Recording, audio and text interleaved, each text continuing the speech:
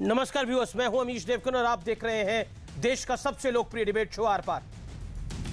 उत्तर प्रदेश के पूर्व मुख्यमंत्री अखिलेश यादव ने मोहम्मद अली जिन्ना पर एक बयान दिया और कहा कि सरदार पटेल, महात्मा गांधी, पंडित जवाहरलाल नेहरू और मोहम्मद अली जिन्ना ने एक ही संस्थान में पढ़ाई की। वे बैरिस्टर बन गए और भारत की आजादी के लिए लड़े। लेकिन बीजेपी ने इस बयान को बड़ा सियासी मुद्दा बना दिया। खुद यूपी के सीएम योगी आदित्यनाथ ने मोर्चा संभालते हुए अखिलेश यादव पर जोरदार प्रहार किया, वार किया और कहा कि अखिलेश यादव ने राष्ट्र नायकों का अपमान किया है। जिन्ना के नाम के कसीदे पढ़ के उन्हें देश से माफी मांगनी चाहिए। सीएम योगी ने यह भी कहा कि यही जिन्नावादी हैं जो राम भक्तों पर गोली चलवाते हैं। यानी कुल मिलाकर बीजेपी ने इसे मुस्लिम तुष्टीकरण और वोट बैंक की सियासत से जोड़ के रख दिया। उधर दूसरी तरफ ओवैसी वोट बैंक की लड़ाई में नई थ्योरी के साथ मैदान में कूदे। वो कह रहे हैं कि भारत में कभी मुस्लिम वोट बैंक ना तो रहा है और ना ही रहेगा, लेकिन इस देश में हमेशा हिंदू वोट बैंक है और आगे भी रहेगा। तो आज इसी मुद्दे पर होगी देश की सबसे बड़ी बहस। वोट बैंक की लड़ाई जिन्ना पे आई। आज का आर पर इसी पर।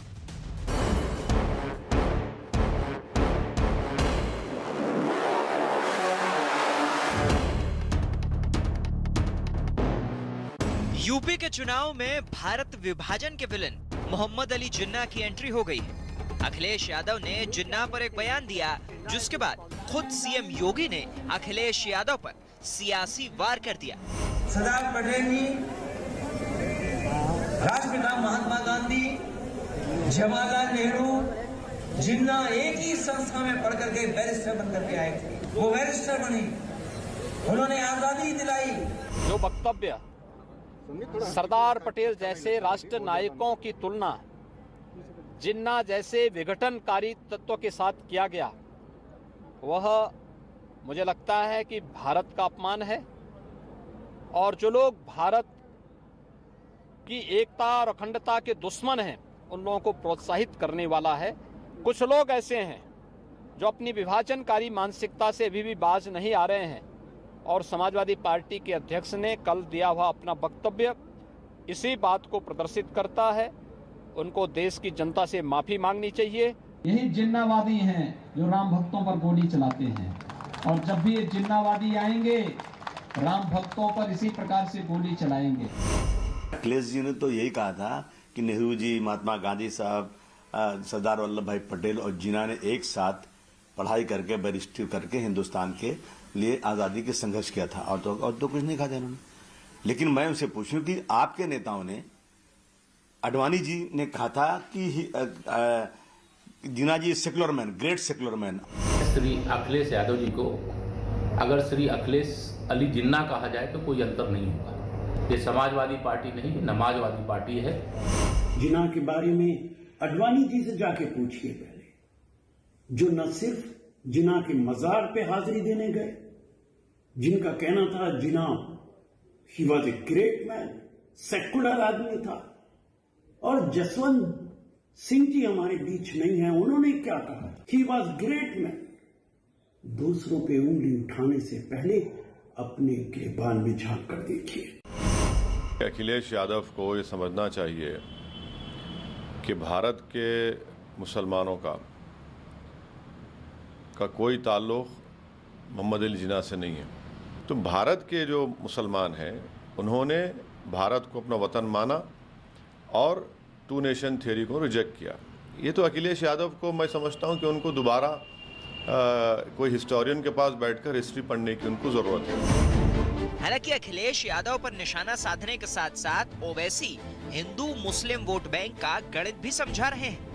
भारत में कभी मुस्लिम वोट बैंक नहीं रहा, ना रहेगा।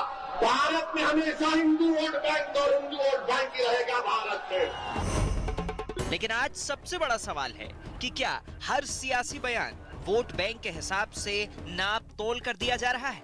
इसी पर होगी देश की सबसे बड़ी बहस। वोट बैंक की लड़ाई जिन्ना पर आई। और अब जिन्ना पर सियासी जंग का विश्लेषण। जिन्ना और भारतीय राजनीति का नाता बड़ा पुराना है। 4 जून 2005 कहते हैं कि लाल कृष्ण आडवाणी के करियर में यह साल वो था जिसने उनका पॉलिटिकल करियर समाप्त कर दिया। लाल कृष्ण आडवाणी ने जिन्ना की मजार पर श्रद्धांजलि दी। आडवाणी ने जिन्ना को धर्मनिरपेक्ष बताया था। उसके बाद की कहानी हम सब जानते हैं। एल.के. आडवाणी को भारतीय जनता पार्टी के कैडर का गुस्सा सहना पड़ा था। संघ ने उनको हटा दिया था और 2009 का चुनाव भी वो हार गए थे। तो जिन्ना के साथ जब जब कोई नेता लगा है उसका बंटाधार हुआ है। मई 2018 अलीगढ़ मुस्लिम यूनिवर्सिटी में जिन्ना की तस्वीर पर विवाद हुआ था। स्टूडेंट यूनियन हॉल में लगी थी जिन्ना की तस्वीर। अलीगढ़ के सांसद सतीश गौतम ने इस पर सवाल उठाए थे, जिसपे जमकर बवाल हुआ था। मैं बढ़ता हूं आगे। 2019 की बात करता हूं, 27 अप्रैल की छिंदवाड़ा की रैली में शत्रुघ्न सिन्हा ने जिन्ना की तारीफ कर दी थी। और यहां पर अगर हम देखें तो कांग्रेस को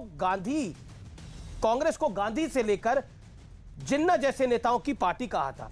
विवाद बढ़ने पर सफाई दी गई और फिर कहा गया कि जुबान मेरी फिसल गई थी। शत्रुघ्न सिन्हा भी 2019 का लोकसभा चुनाव हार गए थे और माना जा रहा है कि उनका पॉलिटिकल करियर वहीं समाप्त हो गया। आगे बढ़ता हूं। अक्टूबर 2020 बिहार विधानसभा में जिन्ना का मुद्दा उठा। ये जो आप तस्वीर देख रहे हैं ये है कांग्रेस के जो तब के उम्मीदवार थे मशकूर अहमद उस्मानी।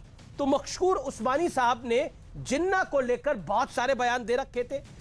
बिहार के विधानसभा चुनाव में यह मुद्दा हावी रहा।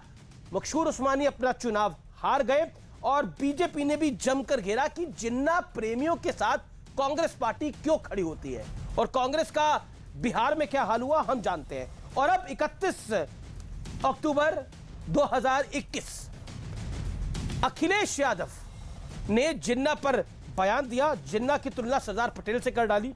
बीजेपी ने कहा कि देश से अब माफी मांगनी चाहिए अखिलेश यादव को, क्योंकि मोहम्मद अली जिन्ना और सरदार पटेल को एक पायदान पर रखना क्या जायज है, क्योंकि Mohammad Ali Jinnah is the man responsible for the partition of India and Sardar Patel वो व्यक्ति है जिसने भारत को एकजुट रखा। यानी सरदार साहब की लीगेसी, सरदार साहब की ताकत और सरदार साहब ने जो भारत के लिए किया वो शायद कोई नहीं कर सकता था, लेकिन मोहम्मद अली जिन्ना ने भारत को तोड़ा, सरदार साहब ने भारत को जोड़ा। इसलिए उनके मन से जिन्ना के बारे की तारीफ कर देना किस हद तक जायज है, इस पर राजनीति हो रही है। मेरे साथ बात करने के लिए आज मौजूद है डॉक्टर संबित पात्रा, भारतीय जनता पार्टी के प्रवक्ता नेता। मेरे साथ आज की चर्चा में जुड़ रहे हैं शहजाद पूनावाला। मेरे साथ अजीज खान है, समाजवादी पार्टी के नेता है, उनका अभिनंदन है। मेरे साथ धर्मवीर चौधरी है, बहुजन समाज पार्टी के वरिष्ठ नेता है, प्रवक्ता है। मेरे साथ इस चर्चा में जुड़ रहे हैं असीम वकार साहब, जो कि ओवैसी साहब की पार्टी के नुमाइंदे हैं और उनकी पार्टी के प्रवक्ता है, उनका भी अभिनंदन है। मैं सबसे पहले संबित पात्रा आप ही से शुरुआत करता हूं। 40 सेकंड में एक बात का जवाब दे दीजिए। उन्होंने यानी अखिलेश यादव जी ने कहा कि जिन्ना पंडित नेहरू, सरदार पटेल, महात्मा गांधी एक ही कॉलेज से पढ़े और फिर बैरिस्टर बने और फिर उसके बाद सबने देश की आजादी की लड़ाई लड़ी। उसमें वो तुष्टीकरण का घी नहीं डाल रहे थे, लेकिन मुख्यमंत्री योगी आदित्यनाथ ने डाल दिया।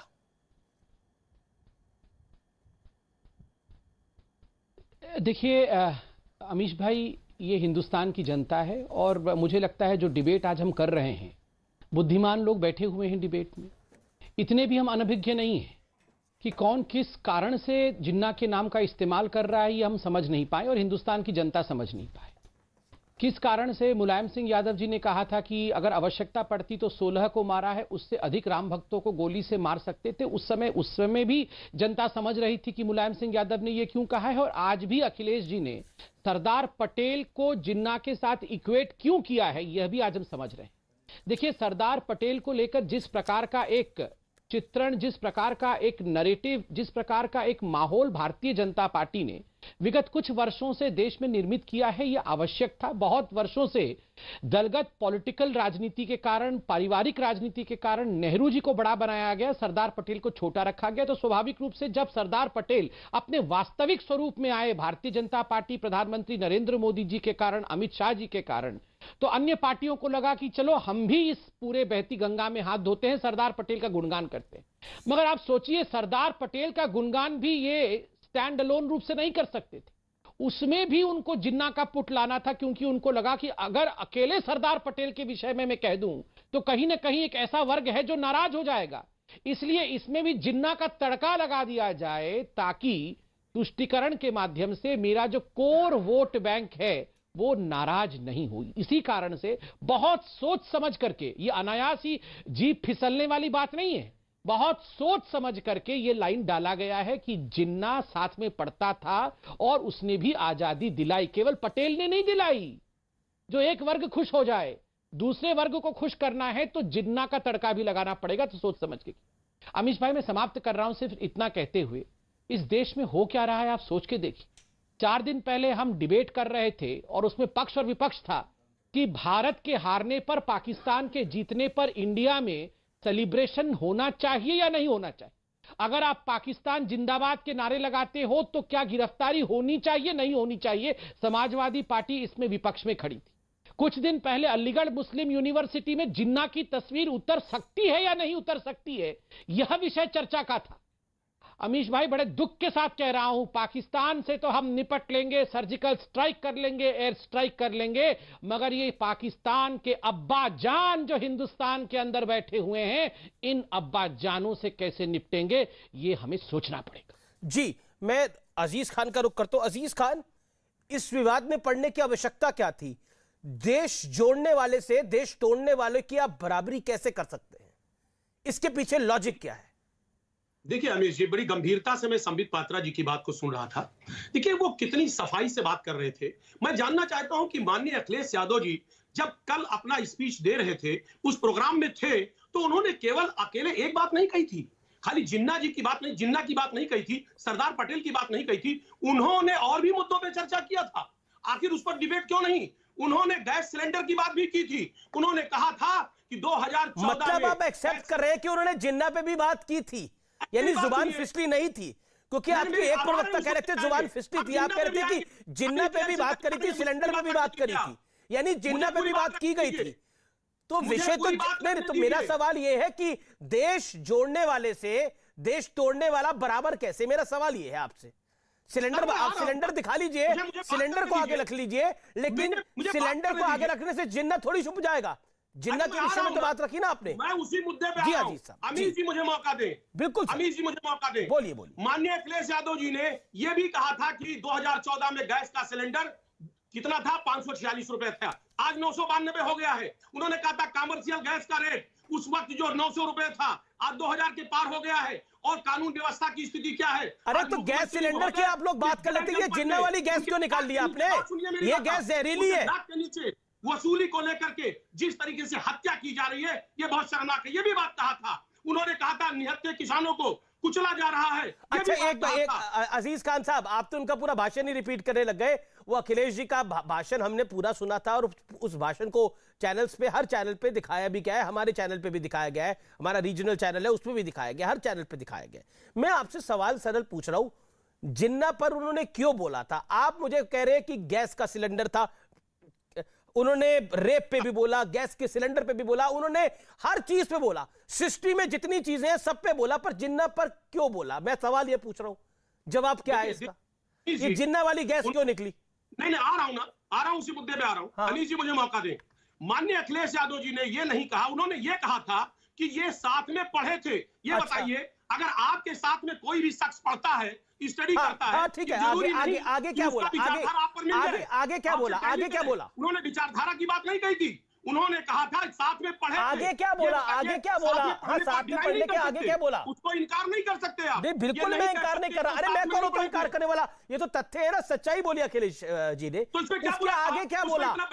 उसके आगे क्या बोला? साथ में पढ़े तो पढ़े, तो उसके आगे क्या बोला? उसके आगे क्या बोला? आगे क्या बोला? हाँ बोला। उसके आगे आप तोड़ मरोड़ कर पेश करिए, यही बोला। नहीं, उन्होंने उसके आगे बहुत सारी बातों को रखा। देखिए, मेरा काम नहीं है तोड़ मरोड़ के पेश करना। ना, मेरा क्यों काम होगा तोड़ मरोड़ के पेश करना? बोलो तो मैं वाइट दोबारा सुना दूंगा, इसमें फजीयत आपकी होगी। मैं नहीं चाहता आपकी फजीयत हो भरी महफिल के अंदर, मतलब बहुत सारे लोग देख रहे हैं। मैं बिल्कुल नहीं चाहता कि आपकी इस तरह की फजीयत हो। उन्होंने क्या बोला मैं आपको पढ़ के सुना देता हूं। अगर आप चाहते हैं कि लाइव टेलीविजन में मैं एक बाइट चलाऊं और आप गलत साबित हो, आप चाहते हैं, मैं इस तरह के कार्यक्रम नहीं करता। जिस आप चाहते हैं तो मैं वो कर देता हूं, आपकी चॉइस पे छोड़ता हूं मैं, ये ऑप्शन आपकी है। You want me to play that bite, I will play that bite again. लोग दोबारा सुनेंगे उस बाइट को। 10 सेकंड का मौका। अरे मैं आप ही को मौका दे रहा हूं सर। अजीज भाई ये ऐसे, अजीज भाई आपका नाम इतना खूबसूरत है अजीज, आपसे तो मैं सरल सवाल पूछ रहा हूं इतना, आप क्या चाहते हैं मैं वो बाइट दोबारा प्ले करूं? आप ये चाहते हैं? देखिए अमीश जी मेरा एक निवेदन है, मेरा यह निवेदन है कि क्या संबित पात्रा जी आडवाणी जी से बड़े नेता हैं? उन्होंने जो स्टेटमेंट दिया, तो आडवाणी जी का हाल नहीं देखा आपने? 2005 में कहा, तो आप ठीक है, आप आडवाणी जी से बराबरी कर रहे हैं, मतलब आडवाणी जी का हश्र नहीं देखा? क्या हुआ पॉलिटिकल हश्र? 2009 का चुनाव हार गए थे एल के आडवाणी। सत्य को ना संबित पात्रा जुटवा सकते हैं ना अजीज खान जुटवा सकते हैं। 2009 का चुनाव लाल कृष्ण आडवाणी हार गए थे, और क्यों हारे थे? जिन्ना की वजह से हारे थे। ये एल के आडवाणी को भी पता है, बीजेपी को भी पता है। नहीं तो फिर अब आप क्या कह रहे हैं? अब आप बताइए, ना अब आपने लाइन बदल ली, अब आप बाइट को दोबारा प्ले करना नहीं चाहते। देखिए अब संबित पात्रा का जवाब ले तो संबित पात्रा 30 सेकंड। नहीं है, हम उन लोगों में से नहीं है जिन्होंने अंग्रेजों से माफी मांगी। टू नेशन की थ्योरी किसने दी? टू नेशन की थ्योरी देने वाले आज ये सलाह नहीं देंगे। वीर सावरकर जी और डॉक्टर तो सावरकर बढ़िया थे, जिन्ना सावरकर खराब, जिन्ना बढ़िया। हमको राय नहीं देंगे। ये तो नई लाइन आप सावरकर पर सवाल खड़ा कर रहे हैं। यादव जी ने सिर्फ ये कहा था कि वो यानी सावरकर खराब थे और जिन्ना बढ़िया थे। ये तो नई परिपाटी बना रहे हो आप लोग। ओके, इसमें तो आप लोगों को असाउद्दीन ओवैसी का साथ भी नहीं मिल रहा। एक सेकंड देखिए, धर्मवीर चौधरी भी कुछ कहना चाहते हैं, असीम वकार और शहजाद जी भी हाथ खड़ा करें। Sambit a quick reaction, then Asim Waqar sahab. देखिए अमीश भाई, मैंने बड़े ध्यान से और धैर्यपूर्वक सुना। मुझे आश्चर्य इस बात का है कि अभी भी जिन्ना के बचाव में पूरी तरह से समाजवादी पार्टी के प्रवक्ता उतरे हुए हैं। जिन्ना इनके कितने अजीज है कि यहां तक इनको कहना पड़ रहा है कि जिन्ना टू नेशन थ्योरी के प्रदाता नहीं थे। जिन्ना के कारण से टू नेशन थ्योरी नहीं हुआ, उसके तो दायक जो है, जो रिस्पॉन्सिबल था, वो वीर सावरकर थे। आप सोच के देखिए, वीर सावरकर के ऊपर किस प्रकार से ठीकरा फोड़ देना है, और जिन्ना को बचाने का काम इस डिबेट में भी हो रहा है। मैं समझ नहीं पा रहा हूं इस देश में तुष्टीकरण आखिर किस पायदान तक जाएगा कि जिन्ना को बचाने का काम तक शुरू हो जाएगा, पाकिस्तान के आतिशबाजी तक शुरू हो जाएगी। मुझे आश्चर्य होता है। आपको याद होगा, एक दिन आपको याद होगा, मुलायम सिंह यादव जी ने मुंबई में जाकर जब एक लड़की का वहां पर उसके साथ दुष्कर्म हुआ था, बलात्कार हुआ था, विशेष समुदाय के लड़कों का नाम आया था, तो उन लड़कों को फांसी की सजा हुई थी। तब जाके मुलायम सिंह यादव ने कहा था, अरे लड़के तो लड़के हैं, उनसे गलती हो जाती है, तो उनको फांसी चढ़ा दोगे क्या? आप सोच के देखिए, ये लोग तुष्टीकरण के कारण बलात्कार जैसे जघन्य अपराध तक को बचाने में, उसको जस्टिफाई करने में लगे हुए। आज ये जिन्ना को जस्टिफाई करने में लगे हुए हैं। जिन्ना को जस्टिफाई, ठीक है। असीम वकार एंड देन शहजाद पूनावाला। असीम वकार, जिन्ना को जस्टिफाई करने में लगे हुए हैं या फिर this is a slip of tongue? क्योंकि ओवैसी साहब ने बोला कि भारत के मुसलमानों को जिन्ना के साथ जोड़ना गलती करना है।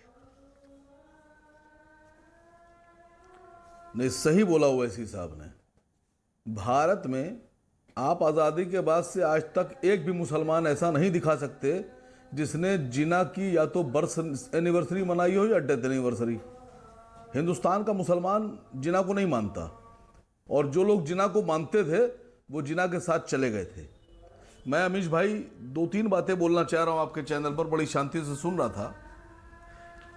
जिना भाई पुंजा और मीठी बाई के लड़के का नाम मोहम्मद अली जिना, रतन भाई पेटिट के शौहर का नाम मोहम्मद अली जिना, दीना वाडिया के फादर का नाम मोहम्मद अली जिना, नेवली वाडिया के ससुर का नाम मोहम्मद अली जिना, नुसली वाडिया के नाना का नाम और नेस वाडिया के पर नाना का नाम मोहम्मद अली जिना। मैं संबित पात्रा जी से कह रहा हूं कि जिना हकीकत में नफरत के पात्र हैं, क्योंकि जिना का नाम सिर्फ और सिर्फ भारत के बंटवारे के लिए आएगा, भारत को तोड़ने के लिए, खंडित करने के लिए जिना का नाम लिया जाता है। मैं पात्रा जी से कह रहा हूं, पात्रा जी चैनल पर ऐलान कीजिए मेरे साथ कि गो एयर का बहिष्कार, ब्रिटानिया का बहिष्कार, बॉम्बे डाइंग का बहिष्कार, क्योंकि ये जिना के खानदानियों का है, जिना के खानदानियों का है, उनकी नस्ल का है। बोलिए मुझसे, एक बार मेरे साथ बोलिए, कौन सर जिना के साथ खड़ा है? हिंदुस्तान का मुसलमान जिना से ठीक है, बिल्कुल जिना से 10 सेकंड प्रेरित नहीं है, ना जिना के साथ है, न जिना को मानता है, न जिना से मोहब्बत करता है। जिना को भारत को तोड़ने वाले के लिए याद किया जाएगा। ठीक है, संबित जवाब। सर देखिए, मैं बोल दूं, ये जाके ये पार्ले जी बिस्कुट और ब्रिटानिया बिस्कुट जाके अपने राहुल गांधी को खिलाइएगा। मैं यहाँ बिस्कुट खेलने नहीं आया हूं। मगर ऑन अ सीरियस नोट मैं आपको बताता हूं, अमीश भाई, स्वाभाविक है ओवैसी जी और AIMIM जिन्ना से खफा है। वो जिन्ना के नाम को कभी प्रमोट करना चाहेगी नहीं, क्योंकि आज जो ओवैसी जी है ना, वो नियो जिन्ना बनने में लगे हुए हैं। He wants to fit in the shoes of जिन्ना। जिन्ना ने जो किया था, आज ओवैसी तो आपको जिन्ना से इतना प्यार क्यों है? इस देश का भी अगर जिन्ना साहब, आप तो बड़े धैर्यपूर्वक सुनने वाले लोगों में से थे, आप ऐसे तड़प क्यों गए? जिन्ना को पसंद नहीं करते हैं, तो अरे ये हमारे साथ नहीं, आप ऐसे क्यों भड़क गए मेरे भाई? आप ऐसे भड़क लगे में आप जिना को प्रमोट करने में? ये तो बड़े धैर्यपूर्ण व्यक्ति थे, ये क्यों ऐसे हो गए मेरे भाई? अच्छा, ये नीचे आग लगी हुई है, आपने भी आग नीचे आग लगा रखी है, ये गर्मी हो गई इनकी। अरे भाई साहब, मैं तो आपके बीच में चिल्ला नहीं रहा था, आप क्यों चिल्लाते रहते हैं बीच में? शांति से क्यों नहीं सुनते? वो तो दिख रहा है, सारे व्यूअर समझ गए कि आप कितने पानी में हैं। अगर पूरी डिबेट में गो एयर का नाम मुंह से निकल जाए और पूरी डिबेट में ब्रिटानिया और बॉम्बे डाइंग का नाम मुंह से निकल जाए, यहाँ पर ब्रिटानिया, गो एयर, इंडिगो पे डिबेट करने नहीं आया हूँ। आप विरोध नहीं कर सकते सर, नहीं कर सकते विरोध। अरे मुझे समझ में नहीं आ रहा, मुझे समझ में नहीं आ रहा, ये भारतीय कंपनियों की बात कर आप क्या हासिल करना चाहते हैं? वो विषय नहीं है ना हमारा। पे डिबेट करने में नहीं आया हूँ, यहाँ पे ये विषय नहीं है। मैं अपना बोल दूं विषय, पहले 10 सेकंड दीजिए मुझे। जिना को कोई मुसलमान नहीं भाई, जो लोग अमीश भाई पहले अखिलेश बाबू ने क्यों समर्थन किया? शांति से सुन रहा था, जिना को शांति से सुन रहा था। मुसलमान न मानता है, न पसंद करता है, न जिना के साथ। अरे मैंने परसों देखा है ओवैसी जी गो एयर की फ्लाइट से जा रहे थे। क्यों कहा? मैंने परसों देखा है ओवैसी जी गो एयर की फ्लाइट से जा रहे थे। क्यों जा रहे थे गो एयर की फ्लाइट से? क्यों जा रहे थे गो एयर की फ्लाइट से? आप मुझे बताइए, ओवैसी जी परसों गो एयर की फ्लाइट से क्यों जा रहे थे? नहीं, क्यों जा रहे थे गो एयर की फ्लाइट से? अरे इतने जिन्ना के आप विरोधी हैं, गो एयर के विरोधी हैं, परसों क्यों गो एयर की फ्लाइट में बैठे थे और ब्रिटानिया का बिस्कुट खा रहे थे बैठ के गो एयर की फ्लाइट में? आप ब्रिटानिया की बिस्कुट क्यों खा रहे थे और बॉम्बे डाइंग का अचकन क्यों पहने हुए थे? बॉम्बे डाइंग का अचकन क्यों पहने हुए थे बताइए? अचकन बॉम्बे डाइंग का गो एयर में बैठ के ब्रिटानिया के बिस्कुट खा रहे थे ओवैसी, और यहां पर आके उनके जो प्रवक्ता है यहाँ गो एयर कर रहे। बैठ जाइए चुपचाप और शांति से सुनिए। मैंने खुद देखा है, गो एयर की फ्लाइट में बैठ करके ब्रिटानिया के बिस्कुट खा रहे थे और मैंने उनका अचकन देखा। अचकन में लिखा हुआ था बॉम्बे डाइंग, बॉम्बे डाइंग लिखा हुआ था अचकन में, अचकन में बॉम्बे डाइंग लिखा हुआ था। इसलिए हल्ला मत मचाइए, सुनिए आप मेरी बात। अमीश भाई, दुखद विषय है ये जो लोग हैं, और ये जो लोग हैं जो 17 सितंबर को, ये जो 17 सितंबर को हैदराबाद का विलय जो हिंदुस्तान में हुआ था, उसके विरोध में जो राजाकार काला झंडा दिखाते हैं, वो यहां पर हमें बैठ के प्रवचन दे रहे हैं। ये इनकी पार्टी 17 सितंबर को ब्लैक डे के रूप में मनाती है। जानते हैं क्यों मनाती है? क्योंकि उस दिन हैदराबाद का विलय हिंदुस्तान में हुआ था और रजाकार ओवैसी जी के दादा उसके खिलाफ थे। ओवैसी, बिल्कुल आप ऐतराज करते रहिए, जाके गो एयर में ऐतराज करिए। आप गो एयर में बैठ के चले जाइए डिबेट से बाहर। आपको ऐतराज है, इनको गो एयर भेजिए, इनको गो एयर में बैठा के भेज दीजिए। आप गो एयर में बैठ के चले जाइए। आपको ऐतराज है तो गो एयर में बैठ के ब्रिटानिया खाते हुए चले जाइए, चले जाइए गो एयर में बैठ करके। आपको ऐतराज है तो अभी सुनिए मेरी बात। 17 सितंबर को ये लोग, ठीक है, संबित और संबित और विरोध में थे। देखिए, मेरे पास दो मेहमान हैं जिनके पास मुझे जाना है, धर्मवीर चौधरी और शहजाद पूनावाला। असीम वकार, मैं आपको आगे मौका दूंगा, आपको मैं आगे मौका दूंगा। असीम वकार, मैं आपको आगे मौका दूंगा। अमीश देवगन भी साथ निभाते हैं झूठ में। अरे आपको तो सभी का लगता है आप जिन्ना का साथ कौन निभाएगा जी? कैसी बात करते हैं आप सर? 17 से नहीं, इन्होंने बोला और आप इसको आप इसको काट क्यों नहीं रहे इनकी बात? अरे आप काटिए, मैं थोड़ी ओवैसी साहब की पार्टी का प्रवक्ता आप है, आप काटिए। क्यों? आपके चैनल पे आप प्लेटफॉर्म दे रहे हैं इनको। आप मेरे चैनल के ऊपर गो एयर पता नहीं किस किस का नाम ले रहे हैं, जिसका इस डिबेट से कोई लेना देना नहीं है। आप अपनी बात को रख रहे हैं, वो अपनी बात को रख रहे हैं, काटू मैं उनकी बात को? क्यों आप सक्षम नहीं है उनकी बात को काटने के लिए? आपको काटना चाहिए। नहीं, एक सेकंड 17 सितंबर को क्या नहीं हुआ, इसकी जानकारी मेरे पास नहीं है। ओके, एक सेकेंड, मैं 17 सितंबर को AIMIM ब्लैक डे मनाती है। संबित देखिए मुझे लग रहा है ये तू मैं के अंदर मेरा वक्त जाया हो रहा है। मेरे साथ बाकी लोग दो मेहमान भी है। मैं धर्मवीर जी आपके पास आ रहा हूं, शहजाद आपके पास में आता हूं।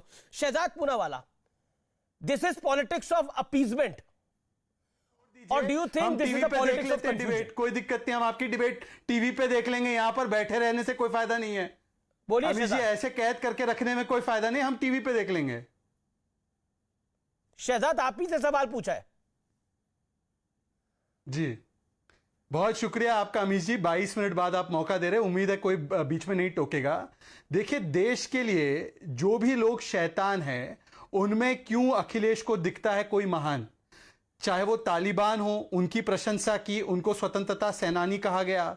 आप देखिए, पाकिस्तान के क्रिएटर जिन्होंने टुकड़े टुकड़े किया था, उनको सरदार पटेल जिन्होंने देश को एकत्रित किया, उनके साथ उनकी तुलना की।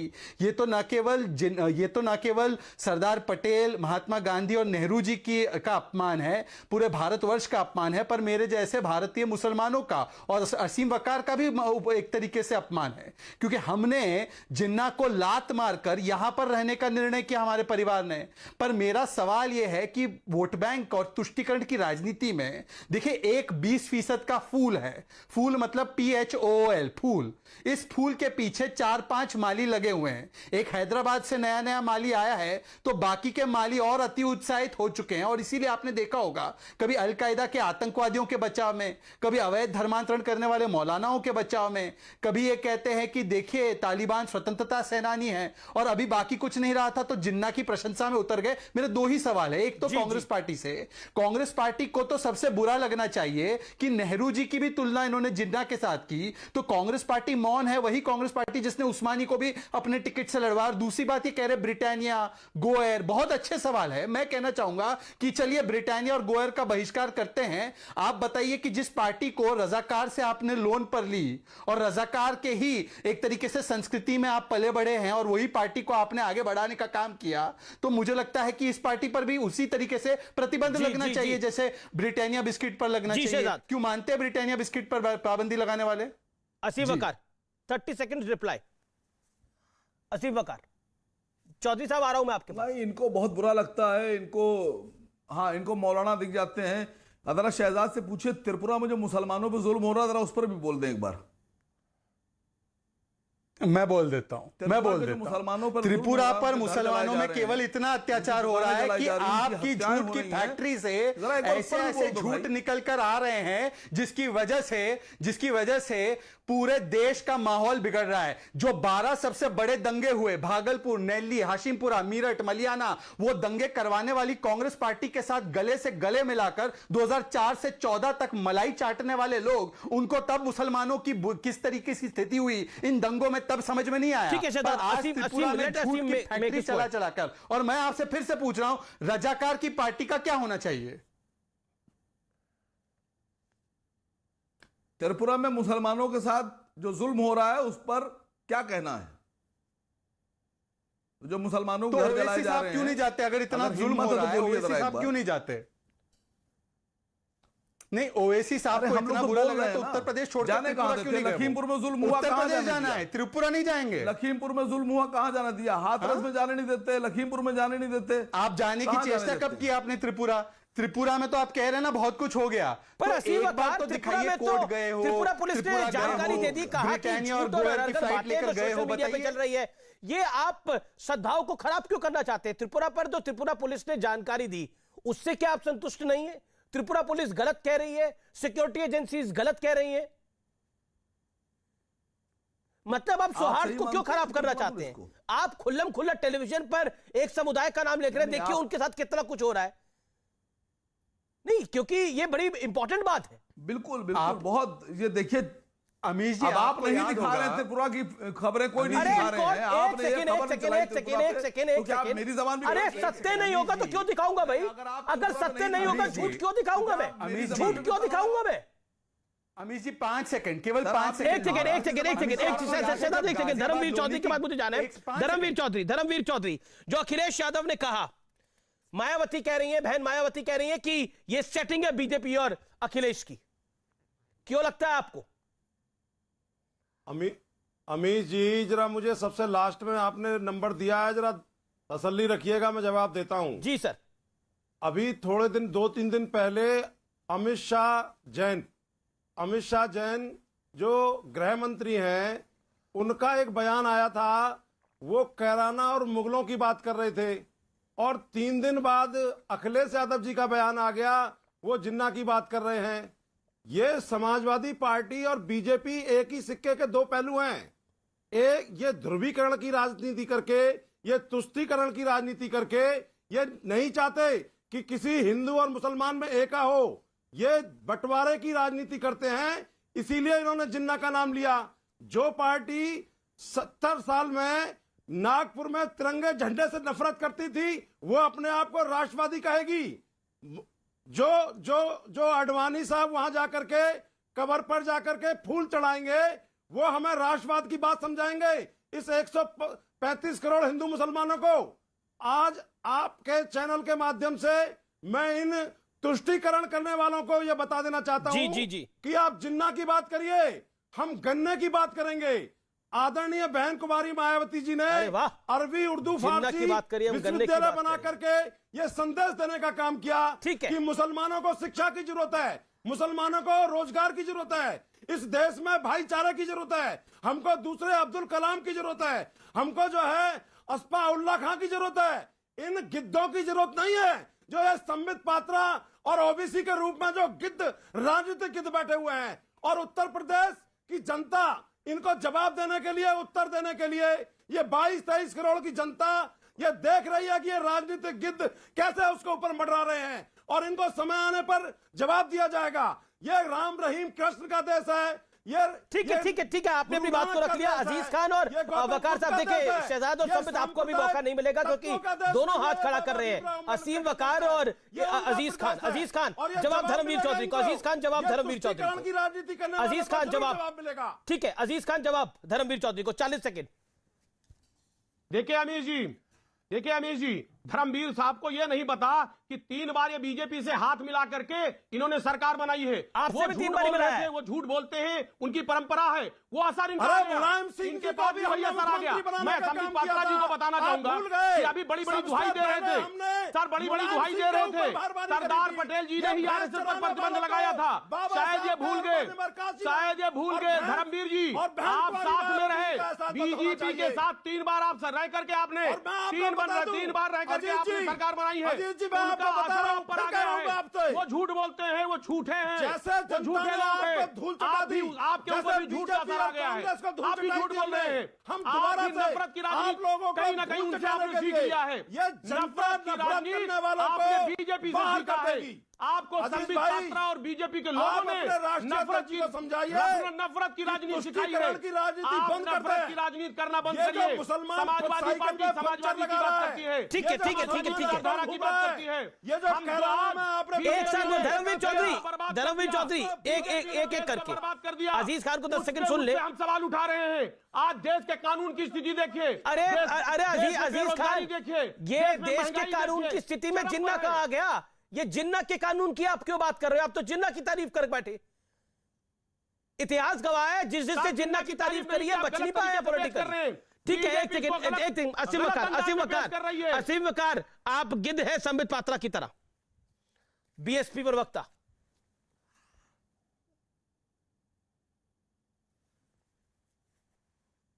बोलिए असीम, बोलिए।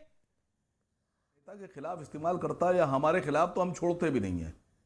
इन्हीं ने कहा कि राजनीतिक गिद्ध, तो 3 बार इन्हीं ने बीजेपी जो गिद्ध है उसके साथ एक गिदनी बन गए। इनकी नेता जो थी गिदनी बन के उन्होंने गठबंधन किया, और बिहार में हम जैसे गिद्धों के साथ भी इनकी गिदनी तैयार थी। गिदनी जो थी ना इनकी गिदनी, वो हमारे साथ भी गठबंधन में थी बिहार में। तो बोलने से पहले सोचते अगर तो इनको जवाब ना मिलता। 24 करोड़ की जनता में इनका कोई जवाब नहीं है। ये बेचारे मुंह खोल देते हैं, आंखें बंद कर लेते हैं। इनके पास ना कोई तर्क है, न वितर्क है, ये कुतर्क करते हैं। हमारा कोई समझौता नहीं था आपके साथ में।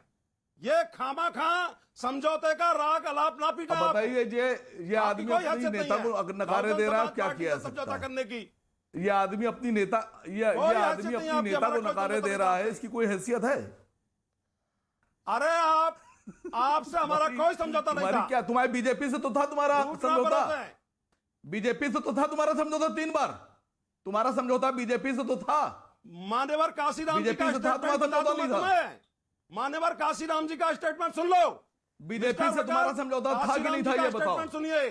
अगर चलिए, किसी का कांग्रेस के साथ था, किसी का बीजेपी के साथ था, लेकिन अगर पॉलिटिकल हैसियत की बात होगी तो बीएसपी की पॉलिटिकल हैसियत उत्तर प्रदेश में तो है, और सिर्फ बीएसपी की नहीं है, सपा की भी हैसियत है। आपको अपनी हैसियत असीम वकार प्रूव करनी है कि आपकी हैसियत कितनी होगी, इसमें भी कोई दो राय नहीं है, ये तो सत्य है ना।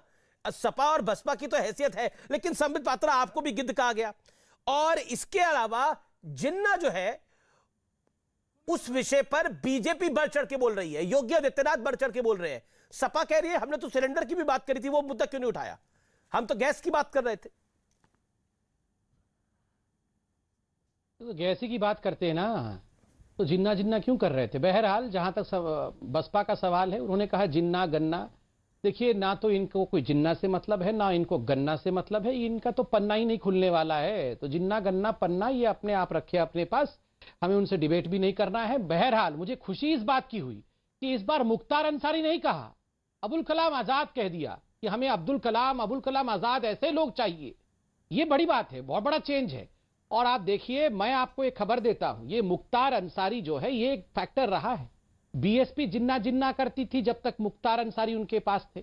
मुख्तार अंसारी के बड़े भाई जब से समाजवादी पार्टी में आए हैं, तब से जिन्ना जिन्ना जिन्ना का आलाप समाजवादी पार्टी में शुरू हो गया। तो बड़ा खुलासा कर रहे हैं। ये तो कोई खुलासा नहीं है, ये हर कोई जानता है।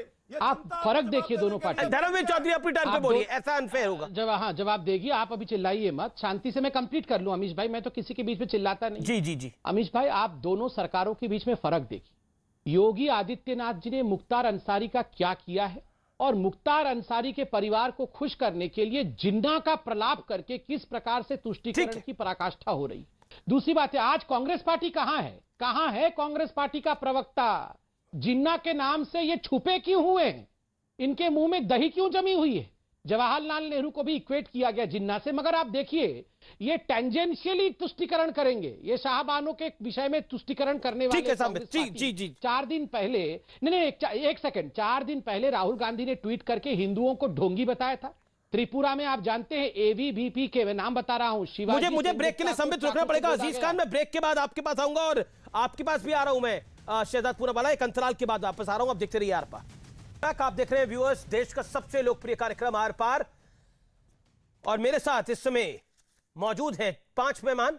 असीम वकार साहब, संबित पात्रा जी, शहजाद पूनावाला, अजीज खान और धर्मवीर चौधरी। अजीज खान, संबित पात्रा की बात का जवाब, आपको जिन्ना इसलिए याद आया क्योंकि मुख्तार अंसारी के भाई आपकी पार्टी में है? ये तो नया खुलासा है अपनी तरह से।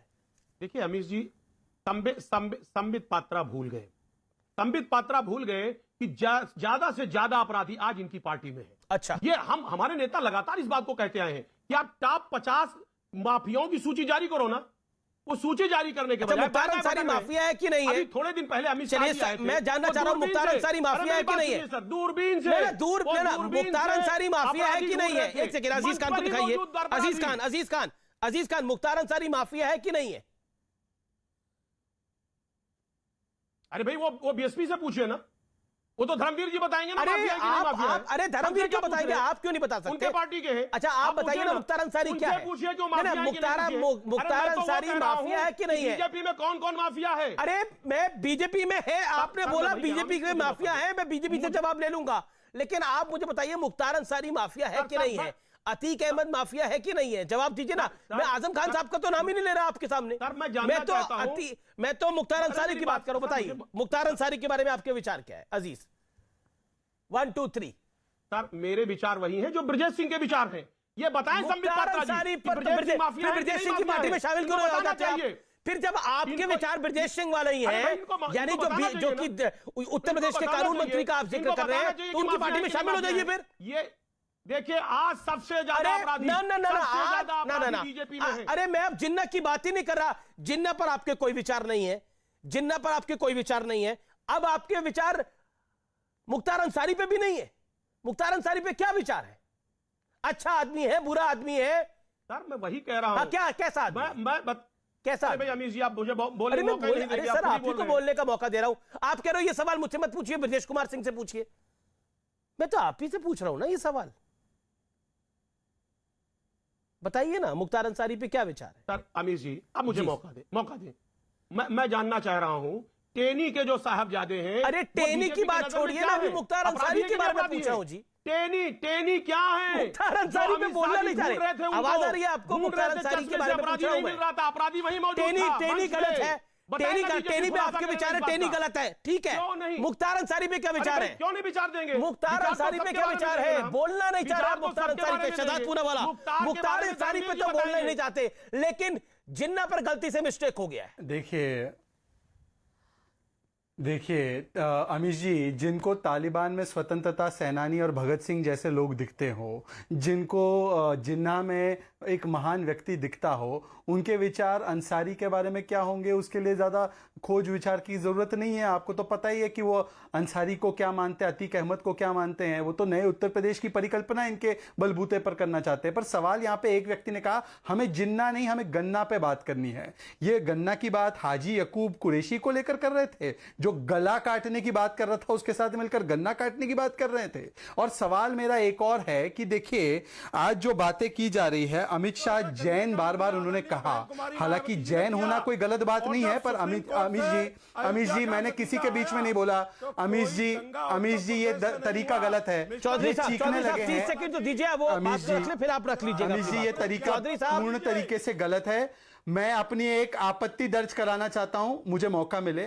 यहां पर अमित शाह जैन 3-4 बार कहा गया। जैन होना कोई बुरी बात नहीं है, परंतु वो है या नहीं उस पर विषय नहीं है। विषय यह है कि क्या जैन समुदाय को गाली की तरह इस्तेमाल किया गया, वो भी राष्ट्रीय मंच पर। मुझे लगता है जैन समुदाय इसका चयन करेगा। और देखिए जिन्ना कौन है? जिन्ना तालिबानी मानसिकता का सबसे बड़ा परिचायक, जिन्ना इस्लामिक स्टेट को कायम करने वाला सबसे बड़ा पहला व्यक्ति। आज उसकी महिमा मंडन करना, उसकी प्रशंसा करना, यह कोई राष्ट्रद्रोह से कम नहीं है। परंतु ये लोग दिखाना चाहते हैं, बताना चाहते हैं कि हम भी शरिया कानून लागू करवाना चाहते हैं, इस्लामिक स्टेट बनाना चाहते हैं। जी मैं अब रुक करता हूं असीम बकार का। असीम बकार, आज ओवैसी साहब ने तो नया पेज चल दिया। एक सेकंड धर्मवीर चौधरी, संबित पात्रा है, नसीब बकार, नो वन। धर्मवीर चौधरी आपने अपने वक्तव्य को रखा, मैं आपको आगे मौका दूंगा। आज ओवैसी साहब ने बोला देखिए कोई मुसलमान वोट बैंक नहीं है, लेकिन हिंदू वोट बैंक है। लेकिन हिंदुओं को ठाकुरों में, ब्राह्मणों में, दलितों में, ओबीसी में, कुर्मियों में गिरा जाता है, मुसलमान को तो एक मुश्त गिरा जाता है। तो वोट बैंक कौन सा हुआ? नहीं सर, वोट बैंक मुसलमान देश में नहीं है और हिंदू वोट बैंक है। कैसे? उसी वजह से आज सारी पार्टियां जो हैं वो हिंदुओं को लुभाने के लिए काम कर रही हैं। लेकिन एक थोड़ा सा एतराज है आपसे। आप हमसे भी पूछ लेते हैं मुख्तार अंसारी, अतीक अहमद के बारे में, आपने भी उनसे पूछ लिया। जरा एक बार घूमिए, जरा यूं घूमिए और संबित पात्रा दिखेंगे आपको, उनसे पूछिए कि ब्रजेश सिंह कौन है। पूछिए जरा एक बार, प्लीज, एक बार request sir, I request you please. तो मतलब मुख्तार अंसारी से आपको भी प्यार है, आपको दुख लग गया मैंने मुख्तार अंसारी के बारे में अरे हंसिए आपसे नहीं, मुस्कुराइए नहीं। इतना बुरा लग गया आपको कि मुख्तार अंसारी के बारे में आपसे नहीं पूछा। आपसे भी पूछ लूंगा, आपको बड़ा बुरा लग गया। ठीक है, ब्रजेश सिंह के बारे में संबित पात्रा आपको बता देंगे, लेकिन ठीक है संबित ब्रजेश सिंह के बारे में भी बताइए। दूसरा एक सेकंड सर, एक सेकंड। और दूसरा पॉइंट ये बता दीजिए जो महत्वपूर्ण है कि हिंदू वोट बैंक है, मुसलमान नहीं है। जवाब ये मेरे से ही है ना अमीश भाई? जी। शांति से मैं बोल लूं कि बीच में ना चिल्लाएं तो। धन्यवाद अमीश भाई। मुझे बड़ा आश्चर्य हुआ, मुख्तार अंसारी का तो मैंने रैंडम नेम सजेस्ट किया यहां पर, और आप देखिए मुख्तार अंसार के बचाव में बीएसपी, समाजवादी पार्टी और एआईएमआईएम, ओवैसी की पार्टी का कोई लेना देना नहीं है, मगर वो भी उतर के आ गई। और सबका एक कंपैरिजन हिंदू और मुसलमान में। हमने कोई हिंदू मुसलमान नहीं किया था, एक डॉन को डॉन बोला था। आप देखिए इन लोगों की प्रकृति और तुष्टीकरण की राजनीति। आप ओसामा बिन लाडेन को अगर ओसामा बिन लाडेन आतंकवादी कहेंगे तो ये ओसामा जी कह देंगे। आप अगर याकूब मेमन को आतंकवादी कहेंगे तो ये याकूब मेमन के लिए सुप्रीम कोर्ट में खड़े हो जाएंगे। आप इन लोगों के तुष्टीकरण की राजनीति को देख लीजिए। और दूसरी बात, मैं हिंदुओं को आतंकवादी नहीं मानता हूं। हिंदू कभी आतंकवादी नहीं हो सकता है और हिंदू कभी भी नरसंहार का काम नहीं करता है। नहीं कह रहे हैं, ब्रजेश सिंह जी के बारे में पूछ रहे हैं। ना आतंकवादी होता है ना नरसंहार करता है। मेरा मत बड़ा क्लियर है। अब मेरी बात सुन लीजिए, अब मेरी बात सुन लीजिए। हिंदू कभी डॉन भी नहीं होता है। अब मेरी बात सुन लीजिए ध्यान से, मैंने अपनी बात को स्पष्ट रूप से रख दिया है। तो मुसलमान भी कभी डॉन नहीं होता है। मुसलमान भी कभी डॉन नहीं होता है। तो मैंने तो कहा ही नहीं, मुसलमान भी कभी डॉन मैंने तो मुसलमान कहा ही नहीं। तो मैंने तो कहा ही मैंने भी नहीं कहा। तो आप ही बोल रहे हैं। मैंने तो कहा ही नहीं कि मुसलमान डॉन होता है। इसे कहते हैं जैसे आप ही मुख्तार अंसारी को बचाने के लिए उतर आए थे। तो आप मुख्तार अंसारी को बचाने में हाँ क्या होता है? अमित देवगन जी से कह दीजिए आप जिक्र ना करें। आपकी नजर में देखिए अमीश भाई, जरा शांति से मैं बात कर लूं। मैं इनकी बात सुनता हूं, ये दूसरों को बोलने देते नहीं है। ये अच्छी बात नहीं है। मैं शांति से बात करता हूं। मैं कभी दंगे नहीं करता हूं डिबेट में, मगर यहां पर ये दंगे भी करते हैं। आप सुन लीजिए मेरी बात। देखिए अमीश भाई, यहां पर वोट बैंक की बात हुई। देखिए एम वाई फैक्टर और एम डी फैक्टर क्या होता है? मुस्लिम यादव, ये किसका कॉम्बिनेशन है? किसका फॉर्मूला है? मुस्लिम दलित, ये किसका कॉम्बिनेशन है? देखिए आज करोड़ों हिंदू मुझे इस चैनल के माध्यम से और मेरे मुसलमान भाई भी सुन रहे हो, मैं दुख के साथ कहता हूं कि सदियों तक मुसलमानों को एक बैंक के रूप में, आजाद होने से पहले अंग्रेजों ने और आजाद होने के बाद चाहे कांग्रेस पार्टी हो चाहे MIM हो, इन सभी पॉलिटिकल पार्टीज ने, समाजवादी ने, बीएसपी ने मुसलमानों को केवल अनपढ़ रख के किस प्रकार से उनको वोट बैंक के रूप में, और जहां तक हिंदू है इनको बांटा है दलितों में, गुज्जर में, जाट में, ब्राह्मण में, ठाकुर में, डिवाइड एंड रूल। हमें बांट करके MY ठीक है ओके धर्मवीर चौधरी, आपका भी समीकरण तो मुस्लिम दलित समीकरण होता है। जवाब, बहुजन समाज पार्टी सर्वजन हिताय सर्वजन सुखाय के नारे के साथ काम करती है और हमने जाति तोड़ो समाज जोड़ो का काम किया। हम जाति और धर्म की राजनीति नहीं करते। चलिए देखेंगे, चुनाव में देखेंगे। बहुत बहुत शुक्रिया। फिलहाल आर पार में इतना ही। लेकिन जिन्ना जब राजनीति में आया है, जिस पॉलिटिकल पार्टी के साथ जुड़ा है, उसका कल्याण नहीं हुआ है, उसके लिए मुश्किल बढ़ गई है। नमस्कार।